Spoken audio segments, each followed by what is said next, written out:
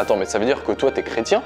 Salut à toi internaute et bienvenue sur Christian's Production. Combien de fois tu as entendu ce genre de questions dans ta vie? Attends, ça veut dire que t'es catho du coup? Genre tu crois en Dieu et tout? Attends, tu penses quoi de l'avortement du coup là? Et je suis sûr, lui c'est un royaliste. Ah désolé, moi je suis plutôt laïque, tu vois. Entre les critiques, les amalgames, les clichés, les peurs, les doutes...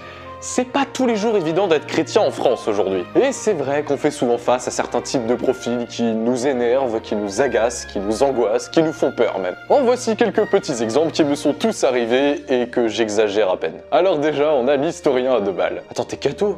Genre tu soutiens les croisades, tu soutiens le roi, tu soutiens l'église qui domine la société, c'est ça tant qu'on y est? Le sociologue. Ah mais ça, hein, de toute façon, t'es chrétien uniquement parce que tes parents le sont, ça a rien à voir avec un parcours de foi, je suis désolé. Le communiste. Ouais, la religion c'est l'opium du peuple, tu sais, alors tout ça, moi ça m'intéresse pas. Le laïcard. Attends mais, c'est quoi ça? C'est une croix? Prosélytisme! Le vicieux. Être chrétien, non mais tu sais, la religion c'est pour les esprits malades, désespérés ou les vieux cons. Et mon petit préféré, le comique. Vous connaissez la différence entre un pasteur et un prêtre?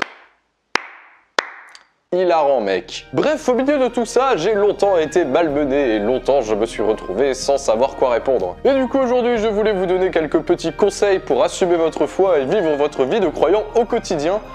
Même avec des gens qui ne le sont pas du coup, tout en renvoyant une bonne image de vous-même ainsi que du Christ. On est parti? C'est parti. Numéro 1, Dieu est avec toi.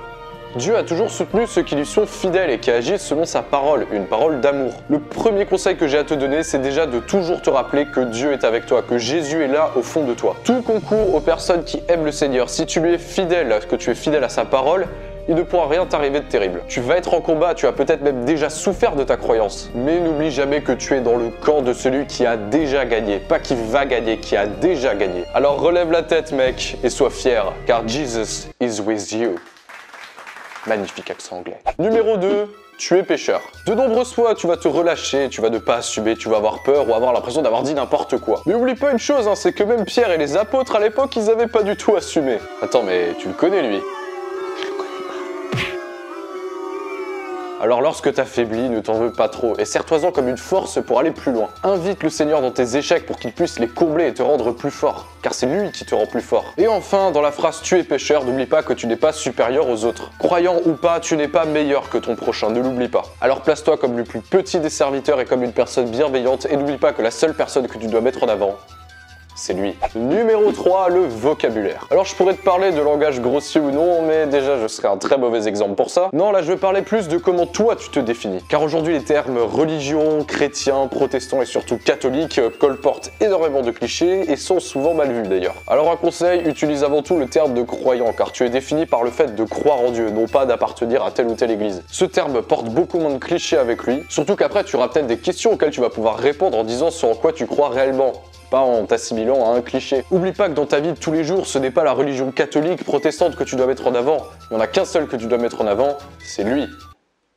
J'arriverai à bien le cibler un jour. Numéro 4, trouve-toi des alliés. Dans ce combat pour t'assumer en tant que croyant, tu es loin d'être le seul. Certains ont de la chance d'avoir des amis ou une famille qui est très croyante et d'autres beaucoup moins. Déjà, ne va pas penser que ce n'est pas vital. Un chrétien seul est un chrétien en danger, ne l'oublie pas. Mais Dieu te donne forcément la possibilité de rencontrer des frères et des sœurs dans la foi dans ta vie quotidienne. Profite des réseaux sociaux d'aujourd'hui qui te permettent de rester en contact avec des personnes que tu ne vois pas forcément. Et je peux te dire qu'assumer sa foi au quotidien, ça permet de faire énormément de rencontres. Et de ne pas passer à côté de cet étudiant, cet ami ou ce collègue qui est chrétien, qui est croyant, mais que tu n'aurais pas rencontré si tu n'avais pas assumé cette foi. Et tu feras même coup double si tu arrives à trouver cette personne avec laquelle tu vas te serrer les coudes au quotidien, dans ta foi. Numéro 5, vis selon tes croyances. Être chrétien, tu le sais, sinon regarde cette vidéo, c'est avant tout être un disciple de Jésus. Et être disciple de Jésus, c'est être disciple de l'amour. Ne commence surtout pas en parlant de règles ou de morale. Ton but, c'est pas de construire un programme politique à faire appliquer aux autres. Mais commence en étant aimant, attentionné, compréhensif, juste avec les personnes qui t'entourent. Tu porteras ainsi un témoignage fort qui va te permettre de briller devant les autres. Et Jésus dit bien dans Jean que personne ne va vers le Père sans passer par lui. Et Jésus, c'est le chemin, c'est la vérité, c'est la vie, c'est l'amour en somme. Pour que les personnes qui t'entourent aillent vers le Père, elles doivent forcément elles aussi passer par l'amour, donc montre-leur l'amour. Ne cède surtout pas à la colère, à la haine, à l'affrontement, qu'il soit verbal ou physique, car tu détruirais le message que tu veux faire passer comme une lettre que tu jettes au feu. Sois une lumière pour ceux qui t'entourent.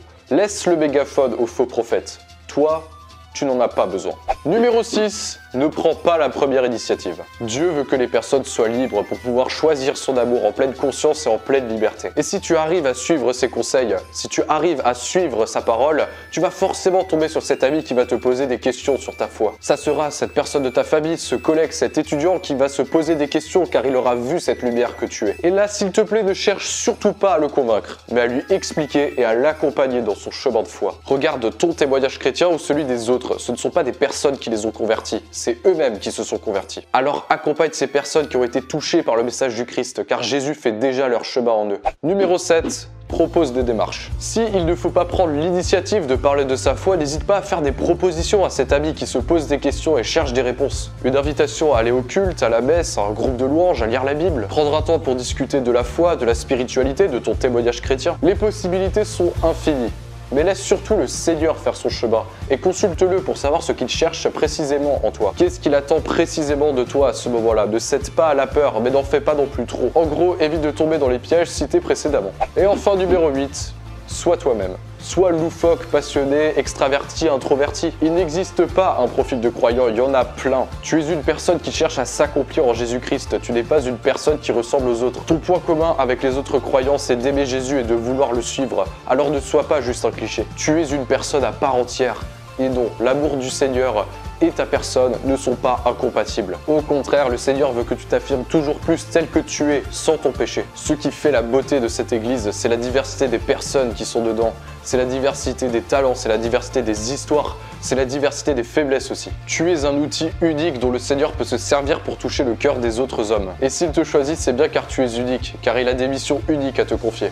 Jésus a besoin de toi comme outil pour toucher une diversité de cœurs qu'il ne pourrait pas toucher autrement. Et il te montrera en temps et en heure ceux et celles qu'il a envie que tu touches. Et des fois que tu vas peut-être toucher sans même t'en rendre compte. La lumière est faite pour être sur le lampadaire et non pas cachée aux yeux des hommes.